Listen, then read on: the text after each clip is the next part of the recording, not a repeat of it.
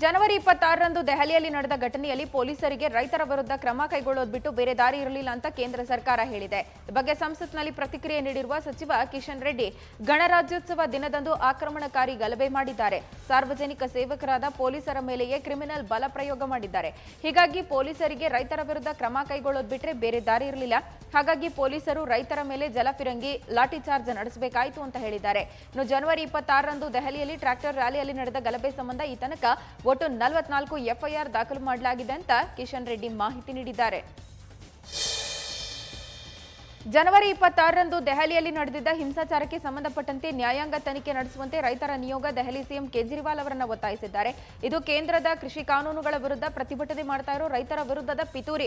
ಇದರ ಬಗ್ಗೆ ನ್ಯಾಯಾಂಗ ತನಿಖೆ ಮಾಡಿಸಬೇಕಂತ ಕೇಜ್ರಿವಾಲ್ಗೆ ರೈತ ಮುಖಂಡರು ಮನವಿ ಮಾಡಿದ್ದಾರೆ. ಅಲ್ಲದೆ ತಿಹಾರ್ ಜೈಲಲ್ಲಿರುವ 115 ರೈತರು ಹಾಗೆ ಟ್ರ್ಯಾಕ್ಟರ್ ರ್ಯಾಲಿ ನಂತರ ಕಾಣೆಯಾಗಿರುವ ರೈತರ ಬಗ್ಗೆ ಚರ್ಚೆ ಮಾಡುವಂತೆ ರೈತ ನಿಯೋಗ ಮುಖ್ಯಮಂತ್ರಿಗಳಿಗೆ ಒತ್ತಾಯಿಸಿದೆ. ಇನ್ನು ಪ್ರತಿಭಟನೆ ಮಾಡ್ತಾ ಇರೋ ರೈತ ಮುಖಂಡರಿಗೆ ಸಂಪೂರ್ಣ ಬೆಂಬಲ ನೀಡುವುದಾಗಿ ಸಿಎಂ ಕೇಜ್ರಿವಾಲ್ ಭರವಸೆ ಕೊಟ್ಟಿದ್ದಾರೆ ಅಂತ ದೆಹಲಿ ಸರ್ಕಾರದ ಮೂಲಗಳು ಹೇಳಿದೆ. ದೇಶದಲ್ಲಿ ಈ ತನಕ ಒಟ್ಟು 41 ಲಕ್ಷ ಮಂದಿಗೆ ಕೊರೋನಾ ಲಸಿಕೆ ಹಾಕಲಾಗಿದೆ ಅಂತ ಕೇಂದ್ರ ಆರೋಗ್ಯ ಇಲಾಖೆ ಮಾಹಿತಿ ನೀಡಿದೆ. ಜನವರಿ 16ರಿಂದ ದೇಶದಾದ್ಯಂತ ಕೊರೋನಾ ವ್ಯಾಕ್ಸಿನೇಷನ್ಗೆ ಚಾಲನೆ ನೀಡಲಾಗಿದೆ. ಸೀರಮ್ ಇನ್ಸ್ಟಿಟ್ಯೂಟ್ ಆಫ್ ಇಂಡಿಯಾದ ಕೋವಿಶೀಲ್ಡ್ ಹಾಗೆ ಭಾರತ್ ಬಯೋಟೆಕ್ನ ಕೋವ್ಯಾಕ್ಸಿನ್ ಲಸಿಕೆಯ ತುರ್ತು ಬಳಕೆಗೆ ಅನುಮತಿ ಸಿಕ್ಕಿದೆ. ಲಸಿಕೆ ಬಳಕೆಗೆ ಅವಕಾಶ ಸಿಕ್ಕ ಬೆನ್ನಲ್ಲೇ ವಿಶ್ವದ ಅತಿದೊಡ್ಡ ವ್ಯಾಕ್ಸಿನೇಷನ್ಗೆ ಚಾಲನೆ ನೀಡಲಾಗಿದೆ. ಅಂತರ್ಧರ್ಮೀಯ ವಿವಾಹಗಳನ್ನು ತಡೆಯೋದಕ್ಕೆ ದೇಶದಾದ್ಯಂತ ಮತಾಂತರ ನಿಷೇಧ ಕಾನೂನು ಜಾರಿಗೊಳಿಸುವ ಪ್ರಸ್ತಾಪ ಇಲ್ಲ ಅಂತ ಕೇಂದ್ರ ಸರ್ಕಾರ ಲೋಕಸಭೆಗೆ ಹೇಳಿದೆ. ಈ ಬಗ್ಗೆ ಸದನದಲ್ಲಿ ಮಾತನಾಡಿರುವ ಕೇಂದ್ರ ಗೃಹ ಖಾತೆ ಸಚಿವ ಕಿಶನ್ ರೆಡ್ಡಿ, ಮುಖ್ಯವಾಗಿ ಧಾರ್ಮಿಕ ಮತಾಂತರಕ್ಕೆ ಸಂಬಂಧಪಟ್ಟ ವಿಚಾರಗಳು ರಾಜ್ಯ ಸರ್ಕಾರಕ್ಕೆ ಸಂಬಂಧಪಟ್ಟಿದ್ದು. ಇಂತಹ ಉಲ್ಲಂಘನೆಯ ಸಂದರ್ಭಗಳಲ್ಲಿ ಪೊಲೀಸರೇ ಕ್ರಮವನ್ನು ಕೈಗೊಳ್ಳುತ್ತಾರೆ ಅಂತ ಹೇಳಿದ್ದಾರೆ. ಸಾರ್ವಜನಿಕ ಆದೇಶ ಮತ್ತು ಪೊಲೀಸರು ಸಂವಿಧಾನದ 7ನೇ ವೇಳಾಪಟ್ಟಿ ಪ್ರಕಾರ ರಾಜ್ಯ ವಿಷಯಗಳಿದ್ದು, ಹೀಗಾಗಿ ಧಾರ್ಮಿಕ ಮತಾಂತರಕ್ಕೆ ಸಂಬಂಧಪಟ್ಟ ಅಪರಾಧಗಳ ತಡೆಗಟ್ಟುವಿಕೆ, ಪತ್ತೆ, ನೋಂದಣಿ, ತನಿಖೆ ಮತ್ತು ಕಾನೂನು ಕ್ರಮಗಳು ಪ್ರಾಥಮಿಕವಾಗಿ ರಾಜ್ಯ ಸರ್ಕಾರ ಮತ್ತು ಕೇಂದ್ರಾಡಳಿತ ಪ್ರದೇಶಗಳಿಗೆ ಸಂಬಂಧಪಟ್ಟಿದೆ. ಅಂತಹ ಪ್ರಕರಣ ಕಂಡು ಬಂದಾಗ ಪೊಲೀಸರೇ ಅಸ್ತಿತ್ವದಲ್ಲಿರುವ ಕಾನೂನುಗಳ ಅಡಿ ಕ್ರಮ ಕೈಗೊಳ್ಳುತ್ತಾರೆ ಅಂತ ಹೇಳಿದ್ದಾರೆ. ಪೌರತ್ವ ತಿದ್ದುಪಡಿ ಕಾಯ್ದೆಯಲ್ಲಿನ ನಿಯಮಗಳು ಜುಲೈ ಒಳಗೆ ಸಿದ್ಧವಾಗುತ್ತೆ ಅಂತ ಕೇಂದ್ರ ಸರ್ಕಾರ ಲೋಕಸಭೆಗೆ ಮಾಹಿತಿ ನೀಡಿದೆ. ಬಾಂಗ್ಲಾದೇಶ, ಪಾಕಿಸ್ತಾನ ಮತ್ತು ಅಫ್ಘಾನಿಸ್ತಾನದಲ್ಲಿ ಕಿರುಕುಳಕ್ಕೆ ಒಳಗಾಗಿ ಭಾರತಕ್ಕೆ ಬಂದ ಮುಸ್ಲಿಮೇತರ ಅಲ್ಪಸಂಖ್ಯಾತರಿಗೆ ದೇಶದ ಪೌರತ್ವ ನೀಡುವುದಕ್ಕೆ ಕೇಂದ್ರ ಸರ್ಕಾರ ಮುಂದಾಗಿದೆ. ಹಿಂದೂ, ಸಿಖ್, ಜೈನ್, ಬೌದ್ಧ, ಪಾರ್ಸಿ ಮತ್ತು ಕ್ರೈಸ್ತರಿಗೆ ಭಾರತೀಯ ಪೌರತ್ವ ನೀಡುವುದಕ್ಕೆ ಅನುಕೂಲವಾಗುವ ಸಿಎಎನನ್ನ ಡಿಸೆಂಬರ್ 2019ರಲ್ಲಿ ಸಂಸತ್ ಅಂಗೀಕರಿಸಿತ್ತು. ಗೃಹ ಸಚಿವಾಲಯ ರಾಷ್ಟ್ರೀಯ ಪೌರತ್ವ ನೋಂದಣಿ ಕುರಿತು ಮಾತನಾಡಿದ್ದು, ದೇಶವ್ಯಾಪಿ ನೋಂದಣಿ ಕುರಿತು ಯಾವುದೇ ತೀರ್ಮಾನ ತೆಗೆದುಕೊಂಡಿಲ್ಲ ಅಂತ ಹೇಳಿದೆ. ತೆಲಂಗಾಣದ ಟಿಡಿಪಿ ಪಕ್ಷದ ನಾಯಕ ಪಟ್ಟಾಭಿ ಕಾರಿನ ಮೇಲೆ ದಾಳಿ ಮಾಡಲಾಗಿದೆ. ವಿಜಯವಾಡದಲ್ಲಿ ನಡೆದ ದಾಳಿಯಲ್ಲಿ ಪಟ್ಟಾಭಿ ಕೈ ಮತ್ತು ಕಾಲ್ಗಳಿಗೆ ಗಾಯಗಳಾಗಿದೆ. ಮನೆಯಿಂದ ಪಾರ್ಟಿ ಆಫೀಸಿಗೆ ಹೋಗುವಾಗ ದುಷ್ಕರ್ಮಿಗಳು ದಾಳಿ ಮಾಡಿದ್ದಾರೆ ಎನ್ನಲಾಗಿದೆ. ಪಟ್ಟಾಭಿ ಕಾರ್ ಪೂರ್ತಿ ಧ್ವಂಸವಾಗಿದ್ದು, ಡ್ರೈವರ್ಗೆ ಗಾಯಗಳಾಗಿದೆ. ದೊಣ್ಣೆ ರಾಡ್ಗಳಿಂದ ದುಷ್ಕರ್ಮಿಗಳು ದಾಳಿ ಮಾಡಿದ್ದು, ಘಟನೆಯಲ್ಲಿ ಕಾರ್ ಗ್ಲಾಸ್ ಪುಡಿಯಾಗಿದೆ. ಪಟ್ಟಾಭಿ ಮೊಬೈಲ್ ಕೂಡ ಒಡೆದು ಹೋಗಿದೆ ಅಂತ ಹೇಳಲಾಗಿದೆ. ಒಟ್ಟು 17 ಮಂದಿ ಟಿಡಿಪಿ ನಾಯಕನ ಮೇಲೆ ದಾಳಿ ಮಾಡಿದ್ದು, ವಿಶೇಷ ಪೊಲೀಸ್ ತಂಡದೊಂದಿಗೆ ಈ ಪ್ರಕರಣದ ತನಿಖೆ ಮಾಡಲಾಗ್ತಾ ಇದೆ. ಕೇರಳ ಬಿಜೆಪಿ ಚುನಾವಣಾ ಉಸ್ತುವಾರಿಯಾಗಿ ಪ್ರಹ್ಲಾದ್ ಜೋಶಿ ಅವರನ್ನು ನೇಮಿಸಿ ಹೈಕಮಾಂಡ್ ಆದೇಶಿಸಿದೆ. ಮುಂಬರುವ ಕೇರಳ ವಿಧಾನಸಭಾ ಚುನಾವಣೆ ಹಿನ್ನೆಲೆ ಜೋಶಿ ಅವರು ಚುನಾವಣಾ ಪೂರ್ವಭಾವಿ ಸಿದ್ಧತೆಗಳನ್ನು ನೋಡಿಕೊಳ್ತಾರೆ. ಜೊತೆಗೆ ಸಹ ಉಸ್ತುವಾರಿಯಾಗಿ ಡಿಸಿಎಂ ಅಶ್ವಥ್ ನಾರಾಯಣ ಅವರನ್ನು ನೇಮಕ ಮಾಡಿ ಬಿಜೆಪಿ ಆದೇಶಿಸಿದೆ. ಮೇ ತಿಂಗಳಲ್ಲಿ ಕೇರಳ ವಿಧಾನಸಭೆ ಚುನಾವಣೆ ನಡೆಯುತ್ತೆ. ಸಿಪಿಐಎಂ ನೇತೃತ್ವದ ಎಲ್ಡಿಎಫ್ ವಿರುದ್ಧ ಕಾಂಗ್ರೆಸ್ ನೇತೃತ್ವದ ಯುಡಿಎಫ್ ಮೈತ್ರಿಕೂಟಗಳ ನಡುವೆ ಈ ಬಾರಿ ಪ್ರಬಲ ಪೈಪೋಟಿ ಏರ್ಪಟ್ಟಿದೆ.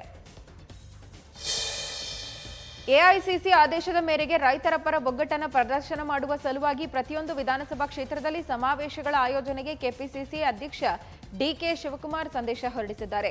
ಫೆಬ್ರವರಿ 6ರಿಂದ 14ರವರೆಗೆ ರೈತ ಪರ ಸಮಾವೇಶ ಆಯೋಜನೆ ಮಾಡುವುದಕ್ಕೆ ಡಿಕೆಶಿ ಸೂಚಿಸಿದ್ದಾರೆ. ಕೃಷಿ ಕಾನೂನುಗಳನ್ನು ಹಿಂಪಡೆದು ರಾಷ್ಟ್ರೀಯ ಭದ್ರತೆ ಉಲ್ಲಂಘನೆ ವಿರುದ್ಧ ಜಂಟಿ ಸಂಸದೀಯ ಸಮಿತಿಯ ತನಿಖೆ ನಡೆಸೋದಕ್ಕೆ ಒತ್ತಾಯಿಸೋದಕ್ಕೆ ಡಿಕೆಶಿ ಸೂಚನೆ ಕೊಟ್ಟಿದ್ದು, ಪ್ರತಿಭಟನಾ ಸಮಾವೇಶದಲ್ಲಿ ಕನಿಷ್ಠ 2 ಕಿಲೋಮೀಟರ್ಗಳ ಪಾದಯಾತ್ರೆ ಆಯೋಜನೆ ಮಾಡುವಂತೆ ಆದೇಶಿಸಿದ್ದಾರೆ.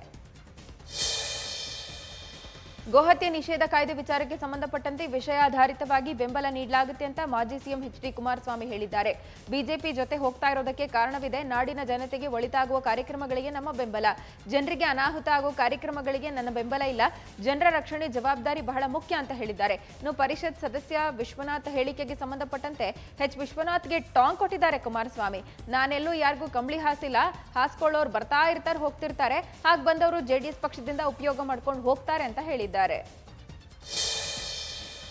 ಶಿವಮೊಗ್ಗದಲ್ಲಿ ನಡೆದ ಜಿಲೆಟಿನ್ ಸ್ಫೋಟ ಪ್ರಕರಣ ಈಗ ಹೈಕೋರ್ಟ್ನಲ್ಲಿ ಸದ್ದು ಮಾಡ್ತಾ ಇದೆ. ನಿರ್ಲಕ್ಷ್ಯ ತೋರಿದ ಅಧಿಕಾರಿಗಳ ವಿರುದ್ಧ ಕ್ರಮ ಕೋರಿ ಡಾಕ್ಟರ್ ಕೆಬಿ ವಿಜಯಕುಮಾರ್ ಪಿಐಎಲ್ ಸಲ್ಲಿಸಿದ್ರು. ಈ ಬಗ್ಗೆ ವಿಚಾರಣೆ ಮಾಡಿದ ಹೈಕೋರ್ಟ್ ರಾಜ್ಯ ಸರ್ಕಾರ ಮತ್ತು ಅಧಿಕಾರಿಗಳಿಗೆ ನೋಟಿಸ್ ಕೊಟ್ಟಿದೆ.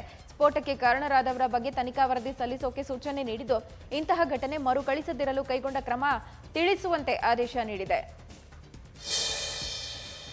ಶಾಸಕರು ಸಿಎಂ ಬಿಎಸ್ ಯಡಿಯೂರಪ್ಪ ಕೈಕಟ್ಟಿ ಹಾಕಿದಂತೆ ಕಾಣ್ತಿದ್ದಂತ ಮುಖ್ಯಮಂತ್ರಿಗಳ ವಿರುದ್ಧ ಜಯ ಮೃತ್ಯುಂಜಯ ಸ್ವಾಮೀಜಿ ಆಕ್ರೋಶವನ್ನು ವ್ಯಕ್ತಪಡಿಸಿದ್ದಾರೆ. ಚಿತ್ರದುರ್ಗದಲ್ಲಿ ಬೃಹತ್ ಪಾದಯಾತ್ರೆ ಸಮಾವೇಶ ನಡೆಸಿ ಮಾತನಾಡಿದ ಅವರು, ಕೂಡಲ ಸಂಗಮ ಮಠಕ್ಕೆ ಕೊಟ್ಟ ಅನುದಾನ ಪತ್ರ ಸರ್ಕಾರಕ್ಕೆ ವಾಪಸ್ ಕೊಡ್ತೀವಿ ಅಂತ ಹೇಳಿದ್ರು.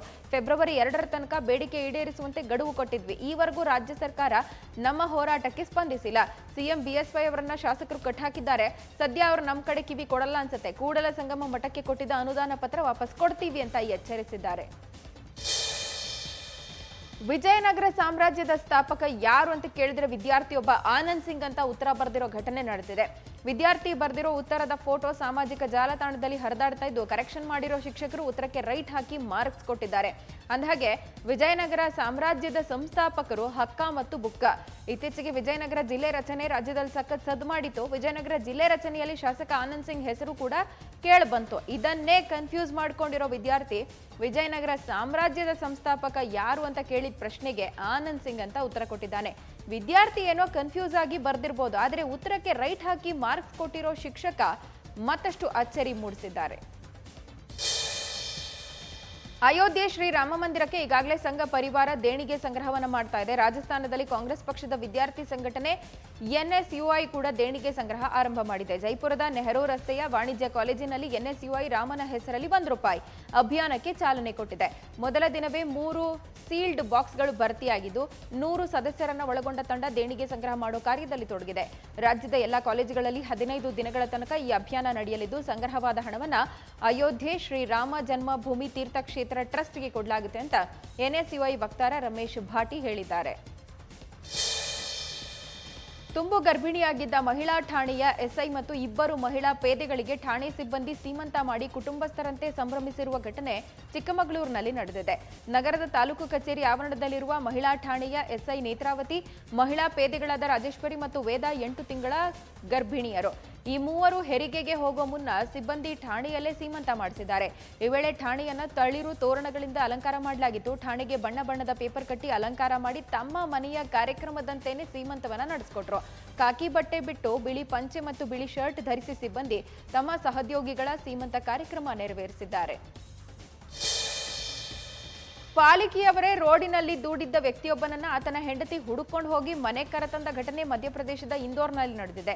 ಇತ್ತೀಚೆಗಷ್ಟೇ ಇಂದೋರ್ ಪಾಲಿಕೆ ಅಧಿಕಾರಿಯೊಬ್ಬರು ಇಂದೋರ್ನ ಬೀದಿಗಳಲ್ಲಿ ವಾಸ ಮಾಡುತ್ತಿದ್ದವರನ್ನ ಟ್ರಕ್ ಒಂದರಲ್ಲಿ ಕರೆದೊಯ್ದು ರಸ್ತೆಗೆ ಬಿಟ್ಟಿದ್ರು.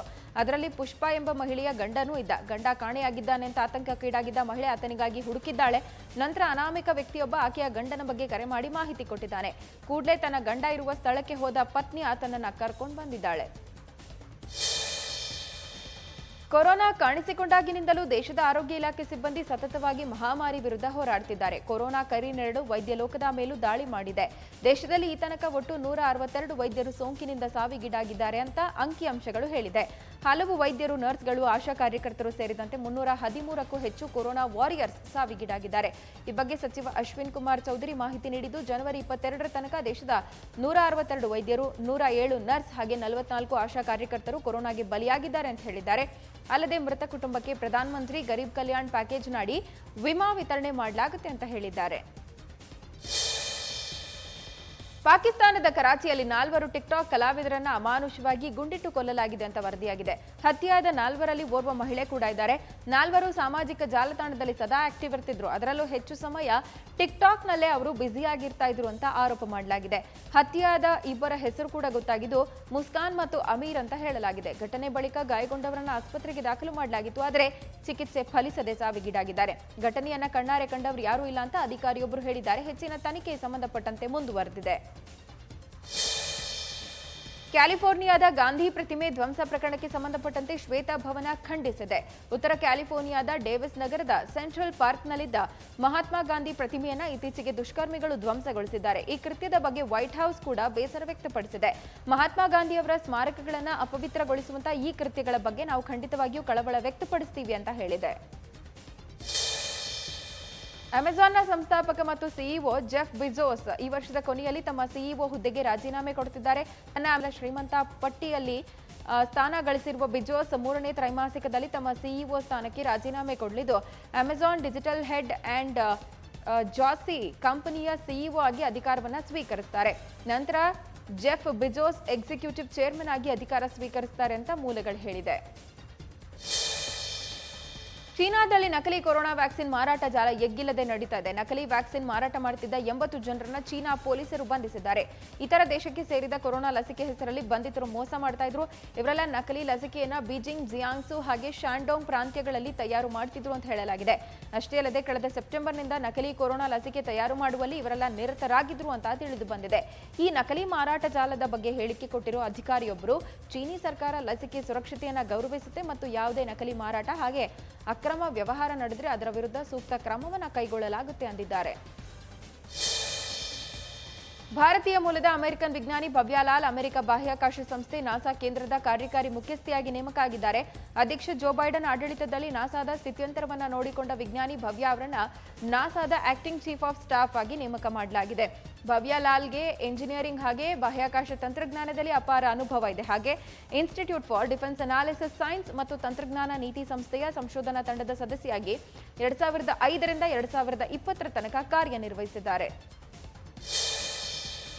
ಕೊರೋನಾ ಆರ್ಭಟಕ್ಕೆ ಬ್ರೇಕ್ ಹಾಕೋದಕ್ಕೆ ರಷ್ಯಾ ತಯಾರು ಮಾಡಿದ ಸ್ಪುಟ್ನಿಕ್ ವಿ ಲಸಿಕೆ 91% ಯಶಸ್ವಿಯಾಗಿದೆ. ಕೋವಿಡ್ ವಿರುದ್ಧ ಹೋರಾಡೋದಕ್ಕೆ ಸ್ಪುಟ್ನಿಕ್ ವಿ ಲಸಿಕೆ ಸಿದ್ಧವಾಗಿದೆ. ಕೊರೋನಾ ಸೋಂಕಿಗೆ ಸ್ಪುಟ್ನಿಕ್ 91.6% ಪರಿಣಾಮಕಾರಿ ಅಂತ ವಿಜ್ಞಾನಿಗಳು ಹೇಳಿದ್ದಾರೆ. ಈ ಕುರಿತು ದಿ ಲ್ಯಾನ್ಸೆಟ್ ಇಂಟರ್ನ್ಯಾಷನಲ್ ಮೆಡಿಕಲ್ ತಿಳಿಸಿದ್ದು ಲಸಿಕೆ ಕೊನೆಯ ಹಂತದ ಕ್ಲಿನಿಕಲ್ ಪ್ರಯೋಗದಲ್ಲೂ ಯಶಸ್ವಿಯಾಗಿದೆ ಎಂದಿದ್ದಾರೆ. ಇನ್ನು ಈ ಹಿಂದೆ ಸ್ಪುಟ್ನಿಕ್ ವಿ ಲಸಿಕೆ ಪ್ರಯೋಗದಲ್ಲಿ ಪಾರದರ್ಶಕತೆ ಇಲ್ಲ, ರಷ್ಯಾದಲ್ಲಿ ಆತುರದಿಂದ ಲಸಿಕೆ ಬಿಡುಗಡೆ ಮಾಡಲಾಗ್ತಿದೆ ಅಂತ ಆರೋಪಿಸಲಾಗಿತ್ತು. ಆದರೆ ಲಸಿಕೆಯ ಫಲಿತಾಂಶ ಸ್ಪಷ್ಟವಾಗಿದೆ ಅಂತ ವೈದ್ಯರು ಹೇಳಿದ್ದಾರೆ.